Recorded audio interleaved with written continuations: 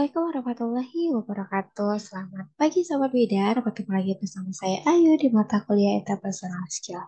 Nah, pada pertemuan ini kita akan membahas tentang negosiasi. Negosiasi dalam arti harfiah adalah yaitu perundingan. Nah, negosiasi ini dalam berkomunikasi itu akan memberikan timbal balik yang dirancang untuk mencapai tujuan bersama.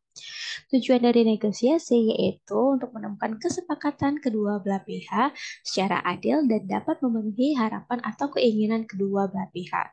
Nah, dari negosiasi tadi akan mendapatkan hasil seperti kesepakatan dan tidak ada pihak yang merasa dikalahkan atau dirugikan. Oke. Tujuan lain untuk mendapatkan keuntungan atau menghindari kerugian untuk membicarakan problem yang lain dan kesepakatan yang dibangun dari keinginan atau niat dari kedua belah pihak sehingga kita tidak bertemu sebelah tangan. Manfaat dari negosiasi yaitu terciptanya jalinan kerjasama antar institusi atau badan usaha ataupun perorangan untuk melakukan suatu kegiatan ataupun usaha bersama atas dasar saling pengertian.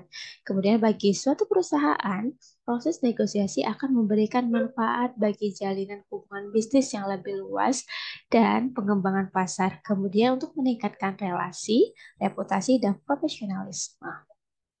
Secara sosial dan politik ada 4 kemampuan yang harus dikuasai dalam bernegosiasi. Yang pertama yaitu kemampuan mengidentifikasi dan mengenali dengan baik pihak yang mau dilobi atau diajak negosiasi. Kemudian kemampuan untuk mengenali prosedur atau tata cara kelembagaan atau kebiasaan personal pihak yang mau dilobi ataupun mau diajak negosiasi. Kemudian yaitu kemampuan membangun jaringan kerja, nah jaringan kolegial, pertemanan, kekerabatan dan sebagainya. Kemampuan memformulasikan insentif politik yang bisa ditawarkan kepada pihak yang mau diajak lobby ataupun negosiasi. Nah, strategi negosiasi ada 4 nih. Yang pertama win-win, artinya sama-sama menang. Yang kedua win-lose, yang satu menang, satu yang kalah. Lanjut yang berikutnya yaitu lose-lose, artinya sama-sama kalah.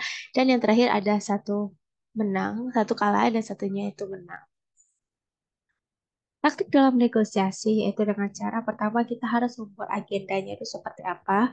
Kemudian kita melakukan bluffing dan membuat tenggang waktu atau deadline-nya itu sampai kapan. Nah, lanjut kita good guy, bad guy, atau kita menjadi orang yang baik dan atau menjadi orang yang buruk untuk melakukan negosiasinya. Dan lanjutnya kita ke the art of concession dan jangan ada intimidasi. Jenis-jenis negosiasi berdasarkan gaya dan pendekatan dalam proses negosiasi yaitu berorientasi pada beginningnya, kemudian negosiasi dalam bentuk kompromi dan negosiasi yang berorientasi. Nah, kapan sih negosiasi itu diperlukan? Yaitu pada saat kita mempunyai kekuasaan untuk memaksakan suatu hal yang kita inginkan.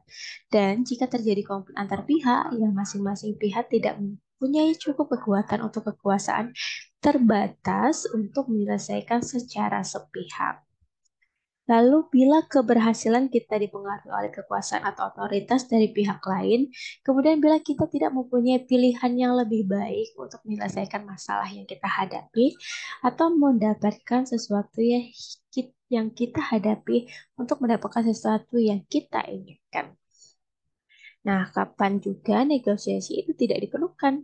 Yaitu bila persetujuan atau kesepakatan bukanlah tujuan yang ingin tercapai oleh para pihak, kemudian bila salah satu atau kedua belah pihak berniat untuk merugikan atau menghancurkan pihak yang lain, dan bila negosiator dari salah satu pihak mempunyai kekuasaan yang terbatas atau tidak mempunyai kekuasaan sama sekali untuk mewakili kelompoknya dalam negosiasi. Nah, Sobat Bida, bagaimana sudah paham belum mengenai negosiasi yang sudah dijelaskan tadi? Apabila ada pertanyaan, jangan lupa tulis di kolom komentar ataupun reply forum yang ada di forum e-learning. Kita cukupkan pertemuan kita minggu ini. Sampai bertemu pada pertemuan berikutnya. Assalamualaikum warahmatullahi wabarakatuh.